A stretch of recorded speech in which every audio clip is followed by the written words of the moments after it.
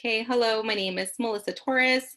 I worked on the group project with Jacob Gorman and Rhonda Honda. We are working on cooperative group disability presentation, and the disability that we chose to work on for this project is autism spectrum disorder. Hi, I'm Rhonda, and I will be going over some key aspects and characteristics of autism spectrum disorder, also known as ASD. Autism causes a person to establish repetitive behaviors and/or behavior patterns. The Centers for Disease Control and Prevention, CDC, suggest that 1 in 59 children have ASD. The spectrum is used because there are a variety of symptoms within ASD. Some characteristics and symptoms of ASD include avoiding eye contact with others, not babbling or cooing to parents as an infant, not responding to their names, late development of speech skills, having difficulty with maintaining conversation, frequently repeating phrases, and apparent difficulty in understanding feelings and expressing their own. Some examples of ASD include becoming preoccupied with objects such as a toy or household object, and also engaging in repetitive motions such as rocking side to side. And then moving on to the history of the autism spectrum disorder and landmark causes, just a little bit of background on how autism actually was classified and came to be.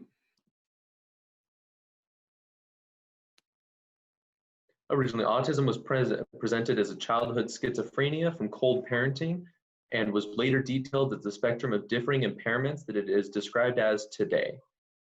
Overall, what cold parenting meant generally was that the parent was not really a good part of their life and was not actually making some form of physical and emotional bond to the child, and that was what their initial settlement was. And then the mothers, as described by Bruno Bettelheim, were titled as refrigerator mothers for being so cold. And then Leo Connor first described the ailment as being very alone, delayed echolalia, and a desire for repetition. Many were described as intelligent or having great memory as well. And then looking at DSM-3, or Diagnostic and Statistical Manual of Mental Disorders, the third re-edition of it. The first two were generally described as the childhood schizophrenia and were later changed over to DSM-3. On the more mild ends of spectrum were generally classified in 1987, but did not yet label it as a spectrum of different disabilities inside the same area. And then the PDD-NOS helps clinicians to include children into this description that did not completely fall into the description of the current autism spectrum. And the DSM-4 and 5s, both brought in about 1994 to 2000, began to label it on a spectrum and further to even add that into a continuous spectrum for students. Okay, moving on to instructional strategies for differentiation of content appropriate for a student with ASD. So some of the things that a teacher can do in the classroom is ideally would be creating a schedule for the student to follow, because students with ASD prefer to have a routine. They don't like to be taken by surprise. So it's very common it goes all the way up to high school. Teachers do have a daily schedule of what's going to be covered in class. But in the lower elementary grades, we usually tend to see in classrooms a schedule like the one that's here. And a student sees this schedule and knows what's next. They're not taken by surprise. They know what's coming up. They know what to expect. There's visuals, there's words, and then there's the time.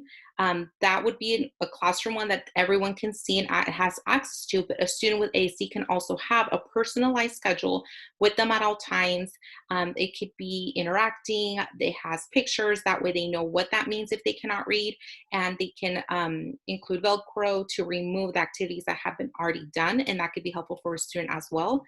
Having commands for letting the student know there's a transition happening is helpful as well. If the student, depending on their IEP, is too sensitive to sounds, then maybe using a bell or sound would not be ideal to use. Instead, maybe just the teacher calling out, like I said, an attention getter, having attention getter, the student already knows what that means, or maybe just turning the lights on and off lets the student know that they're moving on to the next activity.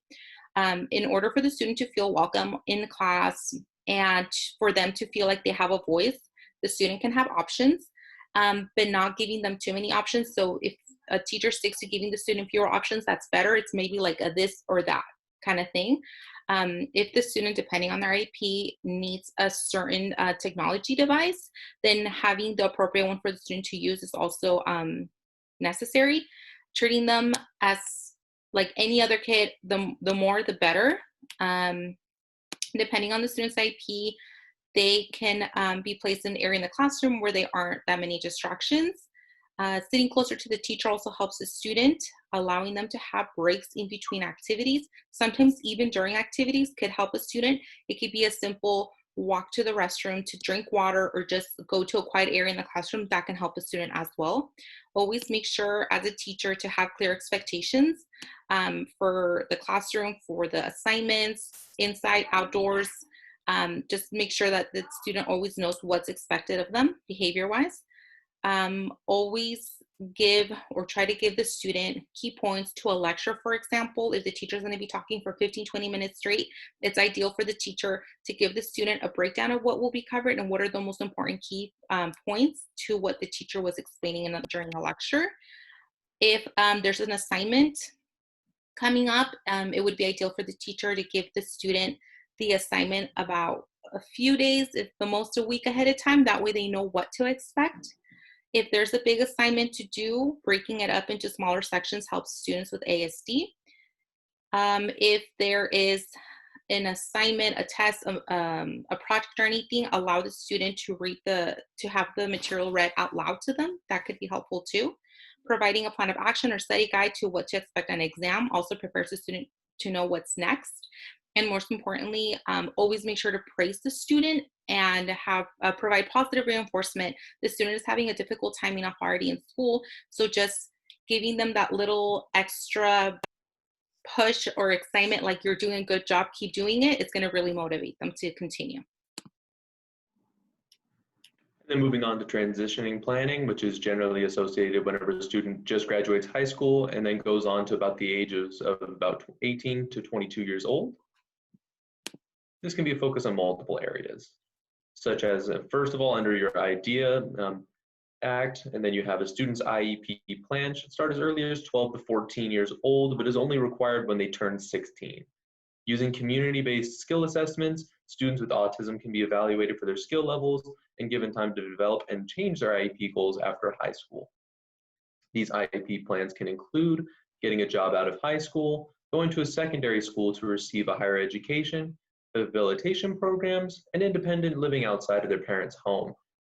Many additional benefits and resources can be found for students with autism to assist them in getting a secondary level education, and a lot of advice for parents can be found as well, such as similar benefits and resources that they had back when they were in high school can be transferred over, such as extra time in the classroom or certain tips and tricks to help them get through the day. But also when finding a job, the IEP team can assist the student to write resumes and cover letters, and even find what job is right for them with assessments to ensure they're getting the best option available to them.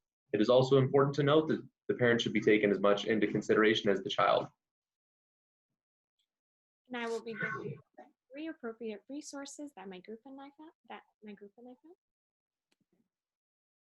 The first one, Autism Speaks. Autism Speaks is dedicated to promoting solutions across the spectrum and throughout the lifespan for the needs of individuals with autism and their family.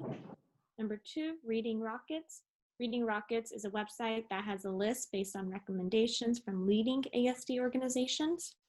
And number 3, National Autism Association responds to the most urgent needs of the autism community, providing real help and hope so that all affected can reach their full potential.